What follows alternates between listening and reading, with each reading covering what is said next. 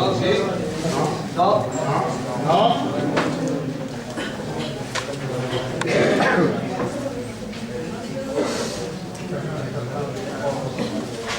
Hola. Hola.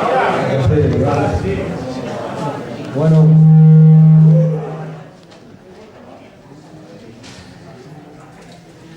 Bueno. Sí. Sí. ¿Escucha? Sí. Bueno, pues para aquellos que no me conocéis, mi nombre es Fernando. Vengo con mi esposa, con Dianita, un equipo de chicas y de chicos de Córdoba.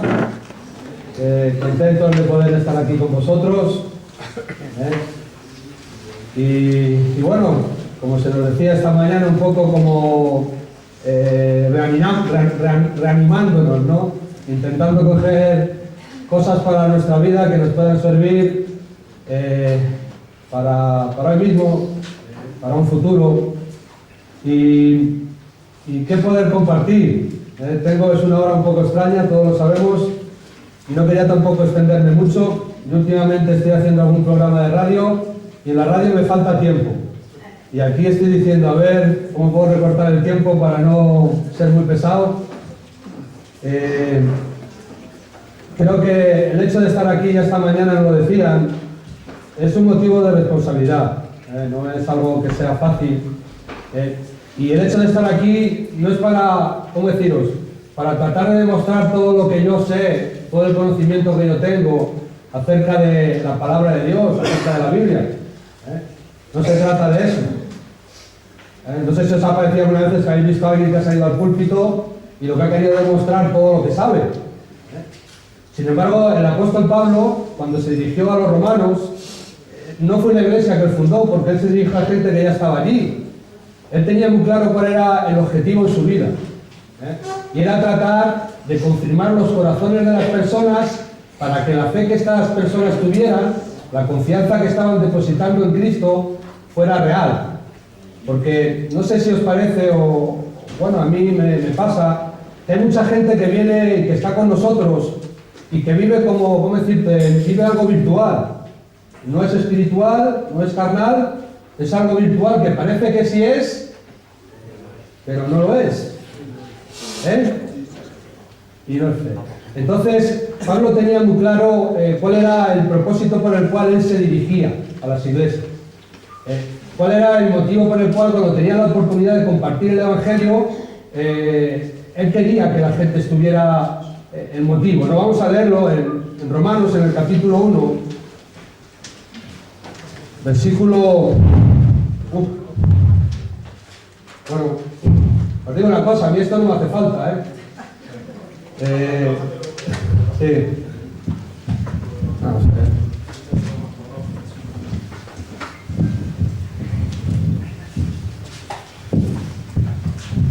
Recuerdo que antes de estar en Córdoba estábamos viviendo en León, y aquí, como en Madrid, había una residencia de ancianos.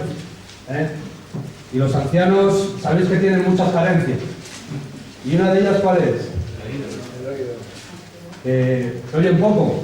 Entonces teníamos que dar voces para hablar con ellos, porque realmente el mensaje que tenemos es un mensaje muy importante. Y queremos que la gente se entere de lo que Dios quiere para su vida. Entonces nos tocaba muchas veces repetir lo que teníamos que decir y hablarlo en voz alta.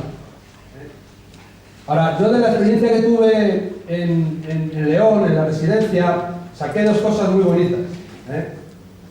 Una muy importante para los que queremos ser realmente cristianos y queremos servir en la obra. No hace falta un llamado para servir. Si eres cristiano y eres cristiano de todo corazón, en el sitio en el que estás, si hay una necesidad, ¿qué es lo que tenemos que hacer? Cubrirla. O sea, no se trata de decir, no, yo es que no tengo un llamado para hacer esto o para hacer lo otro. Sencillamente, si somos cristianos y queremos agradar a Dios, tú estás viviendo en Alcalá, estás viviendo en la Sal de la Tierra, tú estás viviendo en Córdoba, en Reto, tú estás en una iglesia, hay una necesidad y nosotros tenemos que cubrir esa necesidad. No podemos decir que no sentimos el no hacer esto o no dejar hacer aquello. Porque si te das cuenta, muchas veces somos capaces de predicar el Evangelio hasta la otra parte del mundo. Pero luego, en la necesidad que tenemos al lado, muchas veces son peros. Entonces yo el otro día hablaba con una persona y se lo decía, le decía esto, y yo, mira, si es que no se trata de que tú seas mayor, de que sientas o no sientas. El otro día en la convención nos decían algo. Tenemos que perdonar. O sea, el cristiano tiene la obligación, es un mandamiento. Y muchas veces decimos, es que no nace de mí. Si es que no tiene que nacer de ti. Si de ti no va a nacer nunca el perdonar a nadie. Pero Dios nos pide que perdonamos y que sirvamos. Y esto es muy importante, porque esto lo que hace es, ¿cómo decir? Cuando disponemos el corazón, aquello que Dios está demandando, aquellas necesidades que hay, Dios nos bendice. Dios nos habla. Es como seguir las pistas. Hay gente que recibe revelación de lo alto y una revelación muy clara. Tiene una revelación muy clara de lo que Dios quiere. En mi vida no ha sido así. En mi vida mayormente lo que Dios ha ido dándome pistas. Y en la medida que yo he ido obedeciendo las pistas que Él me ha ido dando, he ido abriendo un camino. Y al final, la suma de todas las pistas me ha traído una revelación completa de lo que Dios quería. Entonces, vamos a obedecer. Si queremos ser hombres y mujeres de fe, no es tan difícil. Básicamente la fe consiste en ¿qué? En obedecer a Dios. Si tú obedeces a Dios, tú vas a ser un hombre de mujer. Si tú obedeces a Dios, vas a ser una mujer de fe.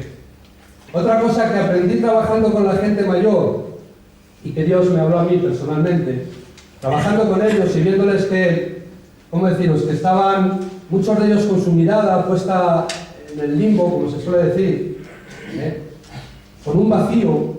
Yo le pregunté a Dios, dije, Dios mío, cuando yo tenga la edad de estas personas, voy a estar como ellos, voy a estar de esta manera. Y Dios me dijo una cosa, me dijo no.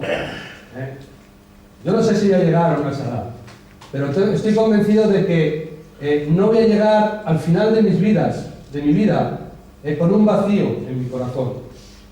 Porque fijaros si cuando llega una persona mayor a una residencia, ¿cuántas cosas le han fallado a esa persona mayor? Seguramente, en primer lugar, la salud. Ya no tiene las fuerzas que tenía antes. En segundo lugar, tal vez sentirse un poco abandonados. ¿Por quién? Por los familiares, ¿no? Porque todos los padres, el otro día me decía la niña pequeña, tiene 6 años, como nos ve tan mayores a nosotros, y decía, yo el día que sea mayor, ¿qué quería ser? Que iba a trabajar en la residencia. Iba a trabajar en la residencia. Le preguntó a mi mujer, ¿por qué? Dice, porque quiero cuidar a vosotros.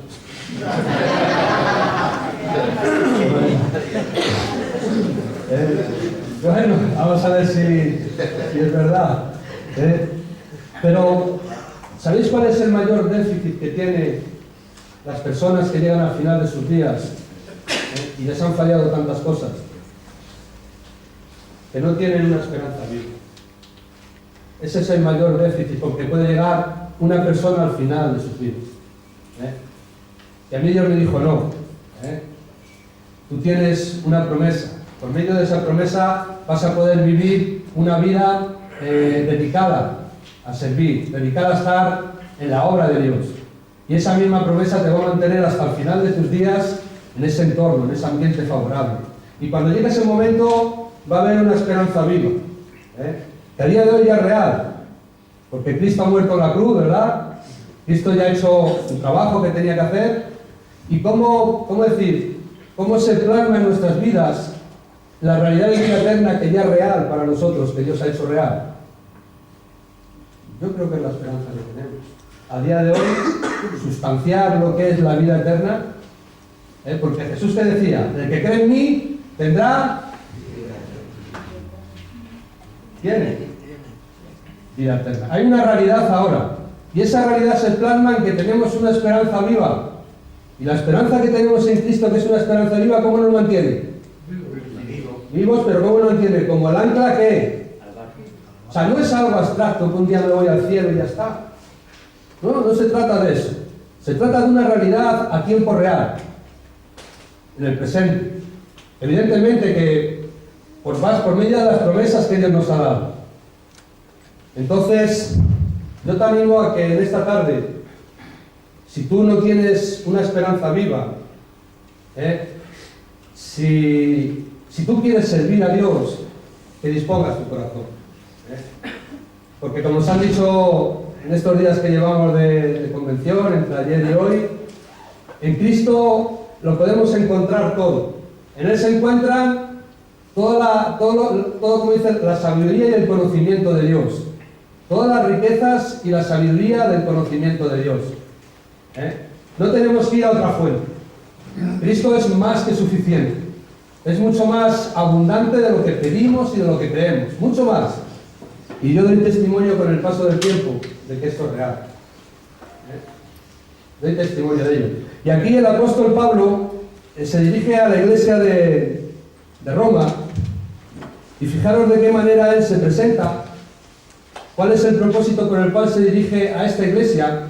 Y viene en el versículo 11 y versículo 12 del capítulo 1 de Romanos. Porque deseo veros para comunicaros algún don espiritual a fin de que seáis confirmados. Pon un listón alto. Tratar de transmitir un don espiritual. Pero fijaros lo que dice aquí.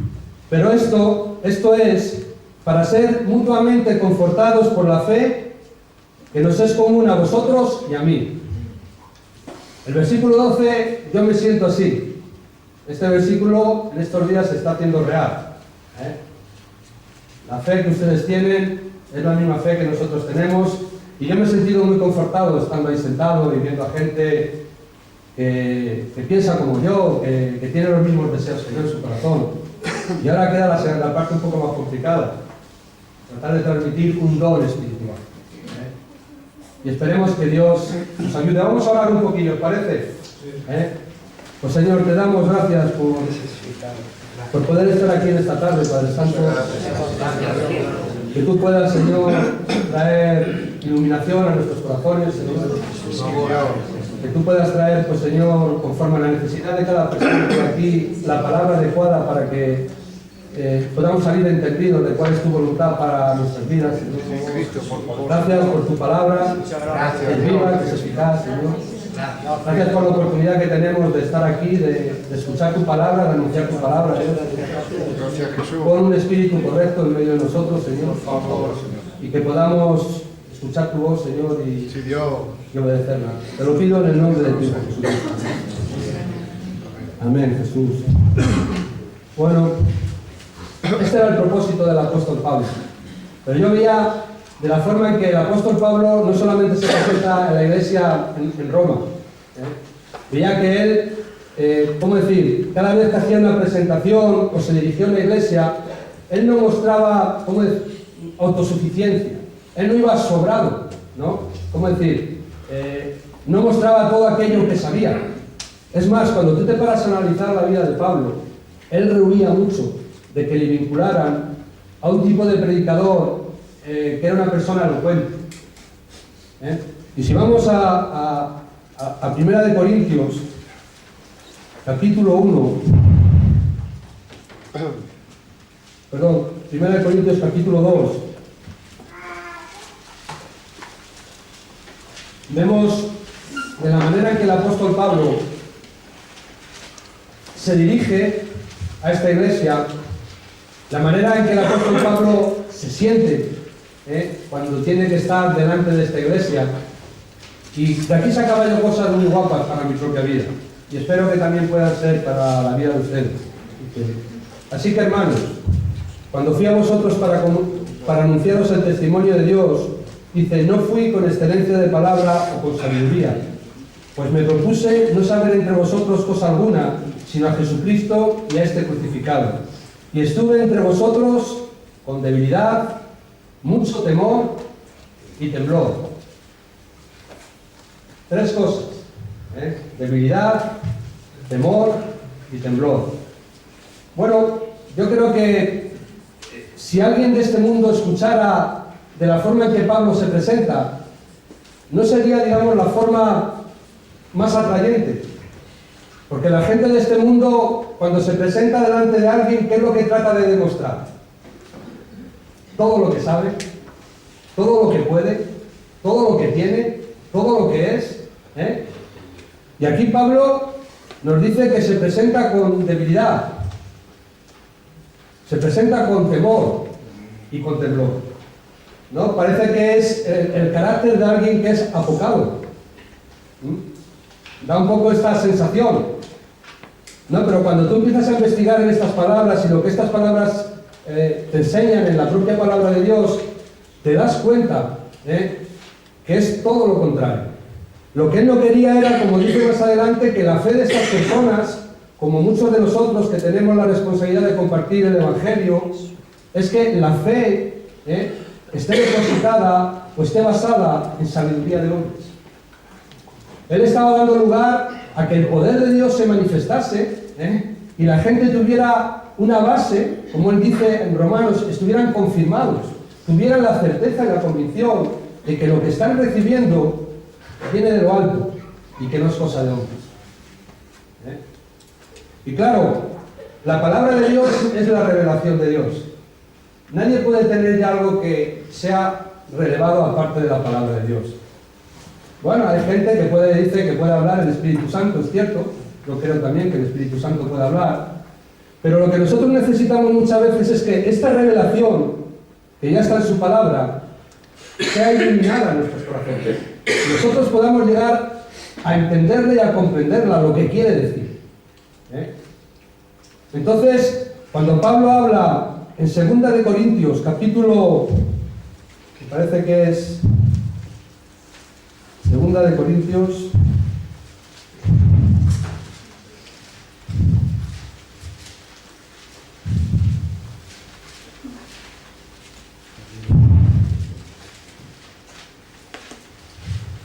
bueno, voy a tener que echar mano de la chuleta.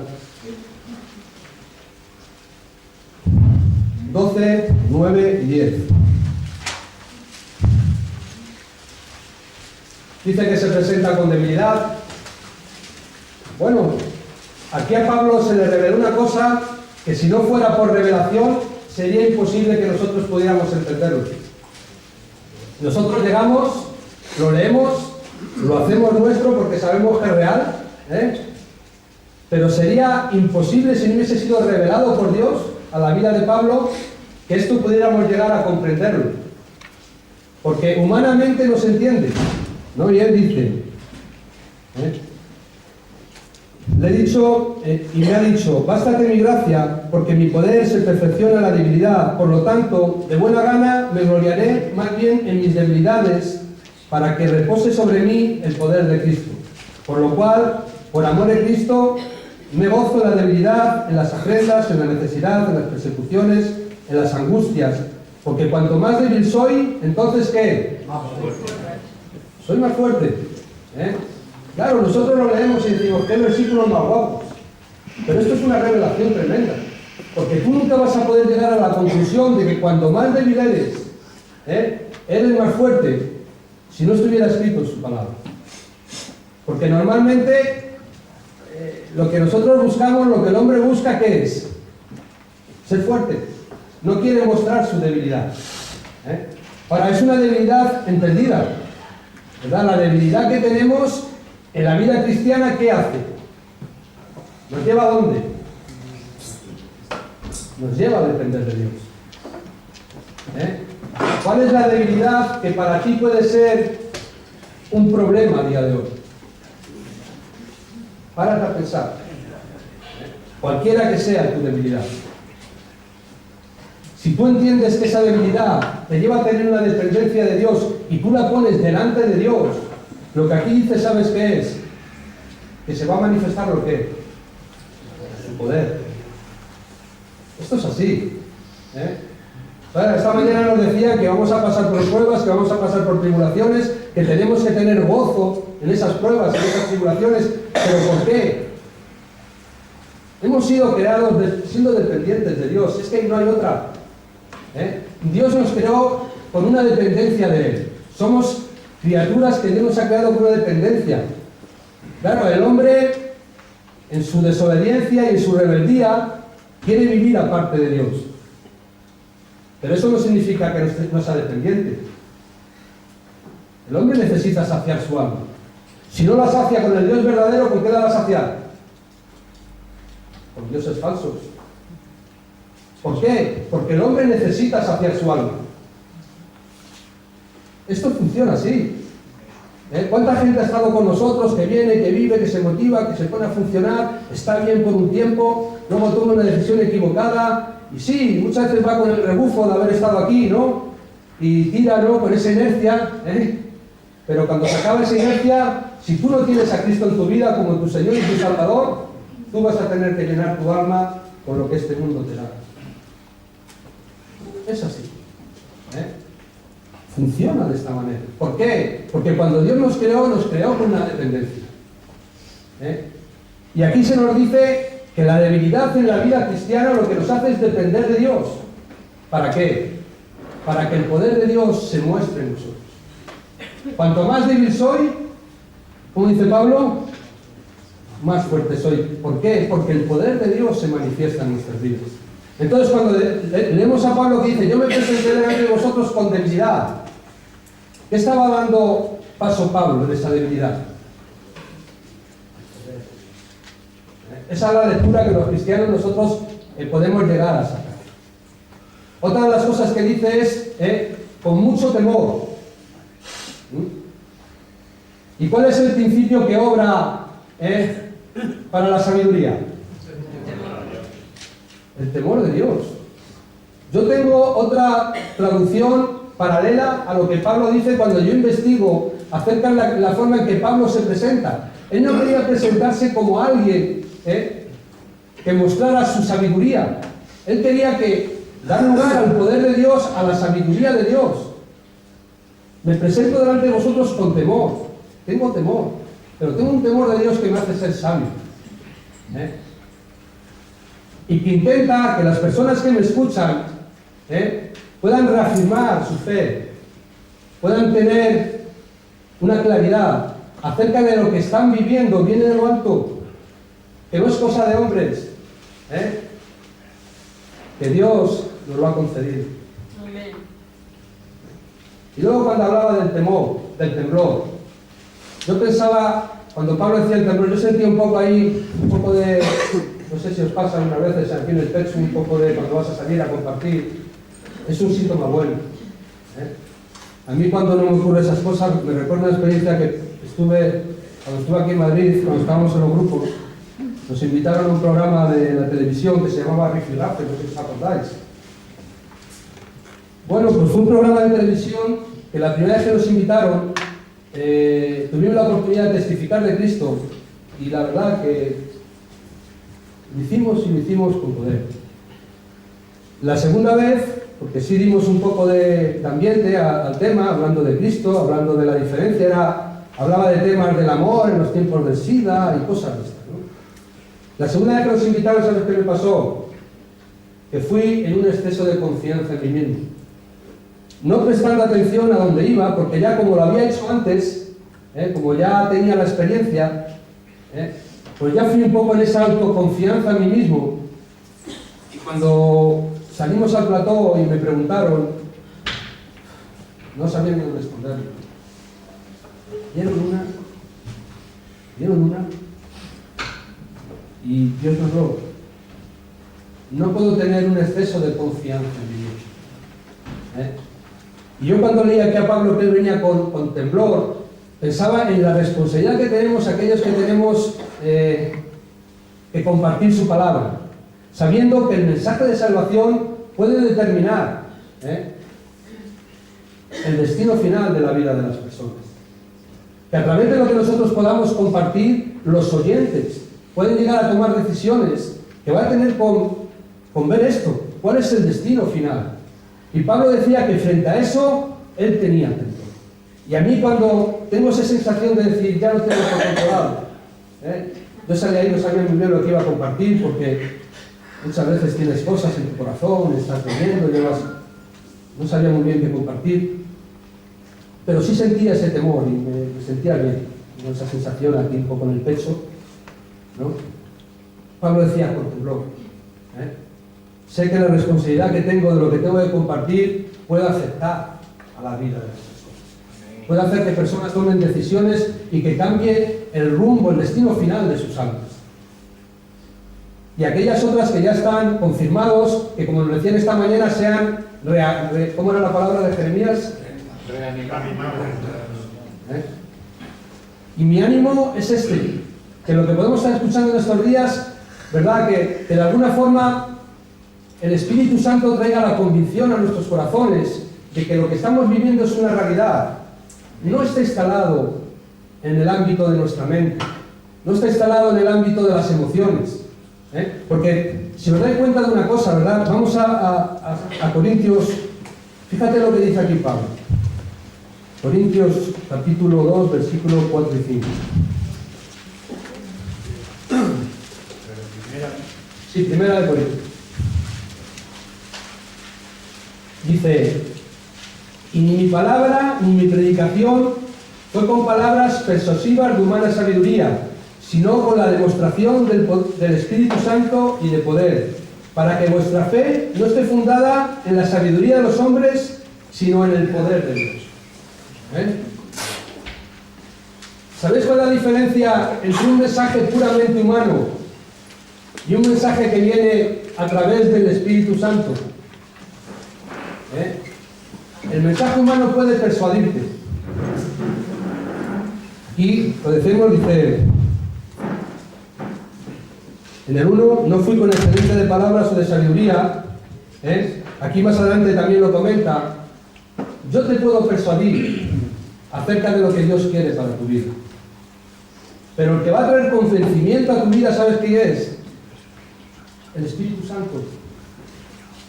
El Espíritu Santo es el que nos convence de pecado, el que nos convence de juicio. El que trae convencimiento verdaderamente es el Espíritu Santo. Y Pablo conjugaba en su vida estas actitudes: debilidad, temor y temblor. Y su mensaje era un mensaje eficaz, que llegaba a los corazones. ¿Por qué? Porque venía con el respaldo del Espíritu Santo. Porque él estaba dando lugar a que el Espíritu Santo pueda ir tocando los corazones. Pero él huía mucho, y fijaros en Pablo, que era una persona muy erudita. Él era una persona muy culta, era una persona muy preparada. Pero tú lees los evangelios y él te dice: el que se crea saber algo, no sabe nada. El que se crea saber algo en cuanto a la sabiduría humana, no sabe nada. Él huía mucho de que le vincularan a un tipo de predicador que fuera elocuente y que dijera: ¡oh, qué bien habla este tío! Y que ese mensaje quedara, ¿cómo decirte?, solamente en las mentes. Él buscaba que el Espíritu Santo, ¿verdad?, tocara el corazón, porque el Espíritu Santo traspasa nuestra mente, traspasa nuestra alma y llega a lo más profundo de nuestro ser, de nuestro espíritu. Y es donde Dios hace la obra. Y hay muchas personas que se quedan en lo virtual. No es carnal, porque no niegan a Dios, pero no es la verdad, porque no tienen el convencimiento del Espíritu. Y luego, cuando salen a la calle pensando, como nos decían esta mañana, que pueden aplicar lo que han aprendido a sus vidas sin haber habido un verdadero nacimiento, o pueden aplicar lo que son a las cosas de Dios, bueno, pues vemos que tiran por un tiempo, vemos que sí, pero al final se tiene que saciar el alma de algo, porque dependemos. Tu alma depende, y si no dependes del Dios verdadero, vas a llenar tu alma de los dioses falsos que este mundo te ofrece. Y tarde o temprano, vas a estar otra vez, o vamos a estar otra vez enredados con el pecado, con la mentira, con el engaño, porque no ha habido una verdadera obra. Y Pablo quería dar lugar a esto. Hay declaraciones de Pablo que son increíbles. Filipenses, capítulo 3, versículo del 4 en adelante. Fijaros, esta es una declaración de Pablo que nos habla de renuncia. Él renunció, de forma voluntaria, renunció a todo lo que era, a todo lo que tenía, con tal, como nos dice aquí, de alcanzar a Cristo. Lo que para hoy en día preparan a cualquier chiquillo desde su más temprana edad, es para colgar los títulos de todo lo que ha conseguido, todo el currículum vitae, todos los másteres. Bueno, los másteres ahora ya, como que ya los másteres están un poco, ¿no? Todo lo que el hombre quiere o considera que es de valor para él. Pablo dice que que renunció a ellos por amor a Cristo. Él huía de ser visto como alguien que mostrara un tipo de sabiduría humana. Vamos a leerlo. Fijaros, aunque yo tengo también de qué confiar en la carne, si alguno piensa que tiene que confiar en la carne, yo más. Aunque circuncidado al 8º día, del linaje de Israel, de la tribu de Benjamín, hebreo de hebreos, en cuanto a la ley, fariseo, en cuanto al celo, perseguidor de la iglesia, y en cuanto a la justicia que es la ley, irreprensible. Pero cuantas cosas para mí eran ganancia, las he estimado como pérdida por amor de Cristo. Y ciertamente aún estimo todas las cosas como pérdida por la excelencia del conocimiento de Cristo, Jesús, mi Señor, por amor del cual lo he perdido todo y lo tengo todo, y todo lo tengo por basura para ganar a Cristo Jesús. Pararos a pensar, ¿no? Hoy en día el parámetro, los barómetros que la sociedad tiene. Aquí lo que Pablo renunció es a lo que la gente está dedicada en cuerpo y alma. Y este mundo exige mucho para ser algo en él. Exige mucho. Desde muy temprana edad tenemos que pagar un alto tributo a este mundo para ser reconocido en este mundo. Y Pablo decía, para mí esto no tiene valor. ¿Con tal de qué? De ganar a Cristo. De ganar a Cristo. Porque en Cristo, como decíamos antes, se encuentran ¿qué? Todos los tesoros de la sabiduría y del conocimiento. No nos quedamos, como se suele decir, como el gallo de Morón. Estamos acercándonos a Cristo y Cristo nos está bendiciendo. Y cuando tú recibes la bendición de Dios, no hay nada en este mundo que se pueda comparar con lo que recibes de Él. Y Pablo se comparaba, él no era, vamos a ver si lo entendemos, él no era un cualquiera. Era una persona que tenía una proyección de futuro en su pueblo. Sabía idiomas, era un erudito. Era una persona que tenía muchas cosas a las que decir. Voy a poner aquí mi currículum vitae. Pero él trataba, ¿sabes de qué siempre? De vincularse a una forma de sabiduría, a una forma de conocimiento, que no tenía que ver ni con la religión, en la cual él había estado por muchos tiempos, ni con la sabiduría humana, que él también conocía. Él se vinculaba mucho al propio Jesús, reconociendo lo que es su debilidad. ¿Cómo nos dice la Biblia que murió Cristo? Vamos a buscarlo. Segunda de Corintios.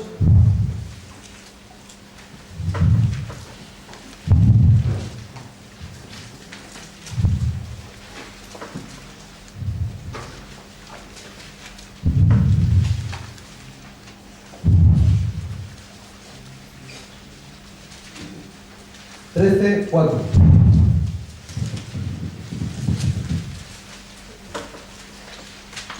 Claro, hablando de Jesús, porque aunque fue crucificado en debilidad, vive por el poder de Dios. Pues también nosotros somos débiles en Él, pero viviremos con Él por el poder de Dios para con nosotros. Yo recuerdo hace poco, me interesa un poco el tema del mundo árabe, porque estuve un tiempo viviendo en Marruecos, y leía la historia de algo que decían esta gente que pertenece al ISIS, al Estado Islámico, ¿no? Ellos consideran que la actitud que Jesús tuvo en el monte, en el huerto de Gesemaní, fue una actitud un poco de debilidad en cuanto a la debilidad humana. ¿Por qué? Porque Jesús formuló la pregunta, Señor, si es posible, pasa de mí esta copa. En su aspecto humano, 100% hombre, 100% Dios, Él no quería, como nos pasa a nosotros. ¿Tú quieres que te den palos? No. ¿Tú quieres que te torturen? No. Jesús iba a atravesar toda esta situación. Y él humanamente dijo, Señor, si es posible, pasa de mí esta copa. ¿Pero qué? Que no se haga mi voluntad, sino la tuya. Él descansaba, él ponía en manos de Dios su vida y obedecía. Para ellos, esta actitud, porque ellos ¿qué hacen? Ellos son capaces de inmolarse, ¿verdad? En nombre de su Dios, son capaces de ponerse una bomba y saltar por los aires. Y ellos consideran que eso es valentía. Pero ¿sabéis cuál es la diferencia? A pesar de una diferencia clara, pero en que Cristo murió en debilidad. Pero nos decían el otro día que en Romanos 8 vivió y resucitó por el poder del Espíritu Santo. Todos y cada uno de estos que se inmolan, ninguno ha resucitado. Todos están muertos y están ¿en dónde? En el infierno. Cristo no. Y muchas veces puede parecer que lo que Cristo hizo en la cruz, o a los judíos les podría parecer que era algo de debilidad. Pero Dios y Cristo vive por el poder de Dios. De la misma manera, nosotros dice que viviremos en ese poder. Esta mañana también nos decían que no nos teníamos que quedar en la cruz, aunque ojo, en la cruz tiene que estar el hombre de pecado, clavado en la cruz. ¿Sabes? Tu naturaleza, mi naturaleza, no cambia, ni un ápice. Por muchos años que llevemos en Cristo Jesús. El viejo hombre de pecado no cambia nada. El viejo hombre de pecado, se nos dice en la Biblia, que tiene que estar clavado en la cruz de Cristo. Romanos 6:6. Vamos a leer. Hay algunas cosas que tenemos que tener en la cruz, aunque nosotros vivimos por el poder de la resurrección.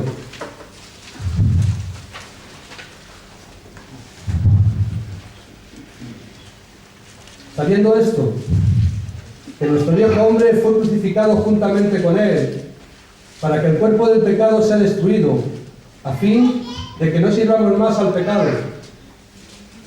Vamos a ver, aquí no estamos, muchas veces a la gente como que quiere jugar, ¿no?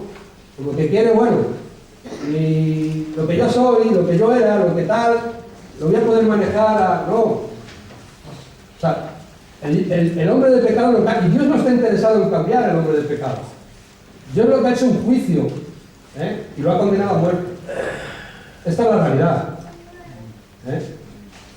Esta es la realidad. Y por mucho tiempo que llevemos en Cristo, tu vieja naturaleza no cambia. Tu vieja naturaleza tiene que estar clavada en la cruz. Y si tú la dejas, tiene poder para salir de ahí. Tiene poder. Yo lo he visto. Si tú la dejas, si tú no vives la vida del Espíritu, va a salir de ahí. Y tarde o temprano se va a manifestar en nuestras vidas. Tenlo esto muy claro. Son naturalezas distintas. Y Pablo se gloriaba de dos cosas. Una de ellas, ¿cuál era? La cruz de Cristo y otra del Señor. Si los cristianos nos podemos gloriar en algo, es en esto, en la cruz de Cristo. Y por medio de esa cruz que dice, el mundo que ha sido crucificado para mí y yo, tenemos que ir a la cruz. Yo ya no pienso ni actúo de la misma manera que pensaba antes y actuaba antes. No tiene nada que ver. Yo no estoy bajo el concepto, la idea y los rudimentos de este mundo. Ese pensamiento está clavado en la cruz. ¿Os dais cuenta cuando Jesús fue clavado en la cruz? Fueron las manos, los pies y en la cabeza, ¿qué fue? ¿Dónde estarían nuestras manos ahora si Cristo no hubiese puesto sus manos en la cruz? Pararos a pensar. ¿Por dónde andarían nuestros pies si a Cristo no le hubieran clavado los pies en la cruz? Pararos a pensar. ¿Por dónde andaríamos? ¿Y dónde estarían nuestros pensamientos si a Cristo no le hubiesen puesto una corona de espinas? El viejo hombre de pecado tiene que estar ahí. No puede estar en otra manera. Y si nosotros nos gloriamos de algo, tiene que ser en la cruz de Cristo. Tenemos que hacer efectivo lo que Cristo ha hecho por nosotros en la cruz. Colosenses capítulo 2. Yo veo que en la cruz sí hay muchas cosas importantes que tienen que estar de forma permanente ahí, ahora viviendo en el poder de la resurrección. 13. Dice, y a vosotros, estando muertos en pecados y en la circuncisión de vuestra carne, os dio vida juntamente con él, perdonándoos todos los pecados, anulando el acta de decretos que había contra nosotros, que nos era contraria, quitándola del medio y clavándola en la cruz. y despojando a los principados, a las potestades, los exhibió públicamente, triunfando sobre ellos. ¿En dónde? En la cruz. Cuando Pablo se presentaba a los corintios, ¿qué decía? No me he propuesto otra cosa que hablar de ¿qué? De Cristo y de ¿cómo? Él hacía un esfuerzo por no salirse del guión. Él no quería que las personas escucharan un evangelio de la prosperidad, escucharan un evangelio de la abundancia, escucharan un evangelio donde todo nos va a ir bien. Él decía, en la cruz es más que suficiente, como lo decían esta mañana, para tratar de alcanzar todo aquello que Dios tiene. En la cruz, Pablo no se proponía otra cosa. Para poder vivir de la manera en que se nos dice en Gálatas 2:20, que es un reto como el reto que se nos pone aquí. Gálatas 2:20, fijaros lo que dice aquí, que entiendo que es un reto. Esta mañana también nos hablaban de la justificación y de la santificación. La cruz tiene que ver mucho con la santificación.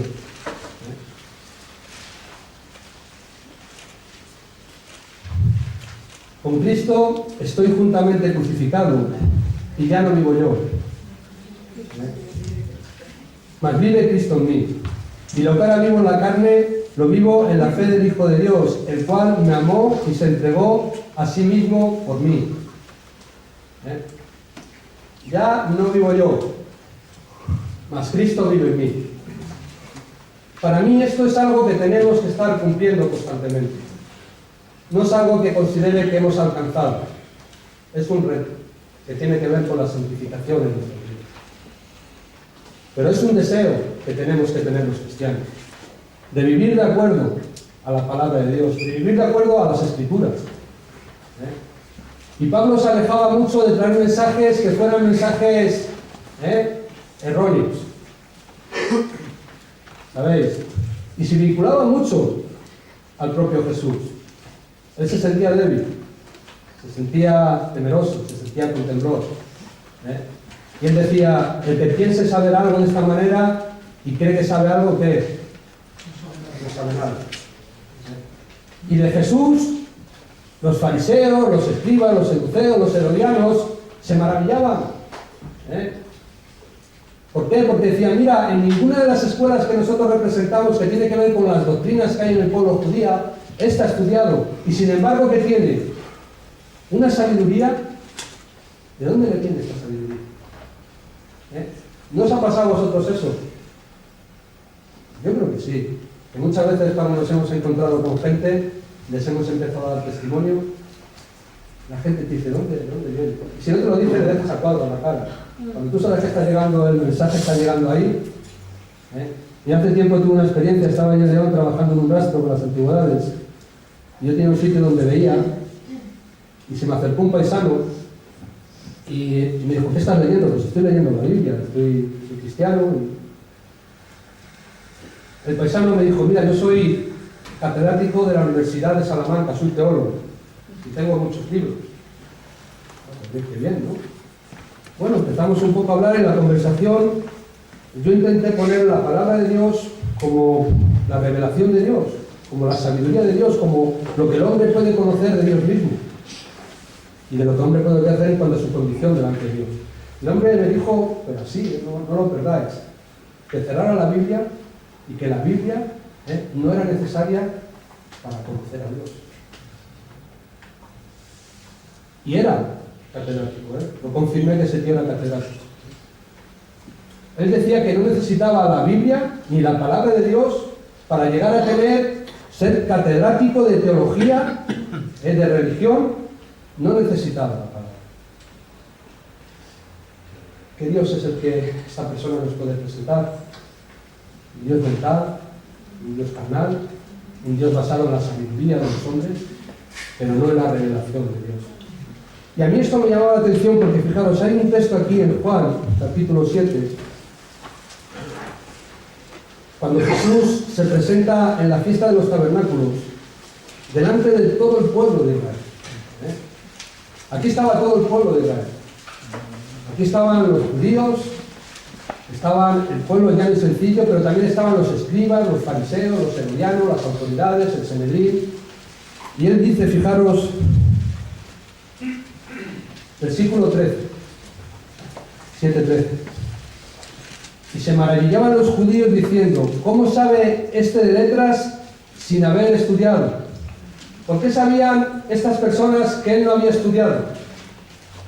Porque los que allí estaban, todos los que allí estaban, representaban a las escuelas de estudio en las doctrinas que había en el pueblo judío. Y él no había estado con ninguno. Entonces por eso sabían que Jesús no había estudiado con ninguno de ellos. Pero Jesús, ¿qué tenía? Sabiduría. Tenía un conocimiento profundo acerca de Dios. Esto nos daría para hablar. Los discípulos de Jesús, cuando se presentaron delante del Sanedrín, ¿qué es lo que decían? Si estos son gente del bulbo, que no tiene letras, pero reconocieron que de la forma en que hablaban habían estado ¿con quién? Con Jesús. Pablo, ¿qué decía en Filipenses? Todo lo considero Jesús, porque sabía, él trataba todo el rato de vincularse a este espíritu, porque muchas veces es muy importante no solamente lo que decimos, sino con el espíritu con que decimos las cosas. Eso es muy importante, porque muchas veces no se nos juzga por la verdad que decimos, se nos juzga por el espíritu con que decimos la verdad, que eso puede ser muy correcto, aunque la verdad sea verdad como un templo. No sé si os ha pasado a vosotros, a mí me ha pasado. ¿Por qué? Porque yo he tratado de manipular esa verdad desde un espíritu incorrecto. Y Pablo quería estar en el espíritu correcto. Ahora, nuestro currículum vitae. ¿De cuántas cosas nosotros nos hemos negado? Nosotros somos como Pablo, eruditos, sabios, entendidos. Yo recuerdo hace muchos años que estábamos allí en Oviedo y estaba allí el Papote, el gran Papote. Hay que entregarlo todo, hay que darlo todo, y tal. Y había ahí uno que tenía muchas cosas. Y él dijo una cosa, dice que es fácil es darlo todo cuando no tienes nada. ¿Verdad? ¿Cuántos de nosotros hemos entregado todo? ¿Qué es lo que nosotros podemos aportar a la salvación? Una cosa. Pecado. Lo único. Y nuestro currículum vitae estaba bajo mínimo. Nosotros en vez de tener un superávit teníamos un déficit. Por eso no nos ha costado nada en este sentido entregarnos a Dios. No nos ha costado, en este sentido. Ahora, el hombre de pecado, seas rico, seas pobre, seas sisto, seas sabio, ese tiene que estar en la cruz. Para todos. Para todos. Pero al mismo tiempo nuestra condición ha provisto que Dios nos pueda utilizar sencillamente. Y con esto acabo. Primera de Corintios, capítulo 1. El versículo me parece que es el 26.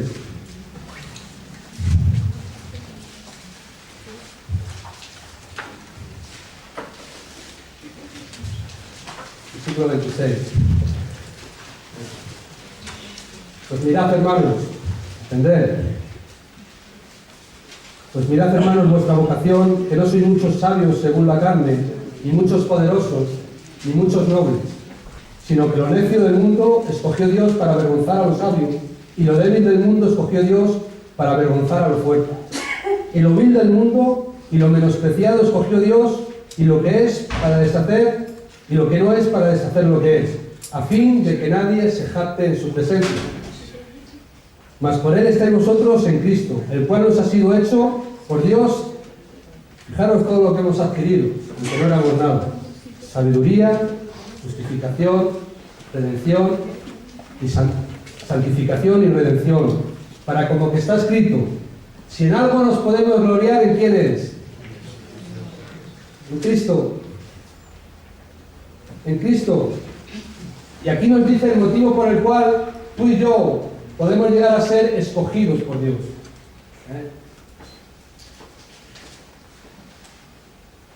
De esta manera.